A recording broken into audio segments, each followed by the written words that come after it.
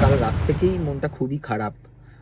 মাঝরাতে ঘুমোতে যাওয়ার আগে খবরে জানতে পারি যে ১৪৪ বছর অন্তর হওয়া মহাকুম্ভ, সেখানে আবার মৌনী অমাবস্যার মতো এক রাতে ১০ জন মানুষ আ পদপিষ্ট হয়ে মারা গেছেন, অসংখ্য মানুষ ইনজিওর্ড।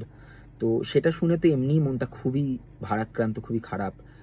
সেই অবস্থায় ঘুমোতে যাই এবং সকালবেলা ঘুম থেকে উঠে ঘুম চোখে যেই খবরটা ১ম পাই, যে খবরটা দেখতে পাই, সেটা দেখে জাস্ট মানে আমি আমি নিজেকে স্থির রাখতে পারছিলাম না। আমি ভাবতে পারছিলাম না যে এটা কি ঘটে গেল। আ আপনাদের সাথে আগে খবরটা একবার শেয়ার করে নিই।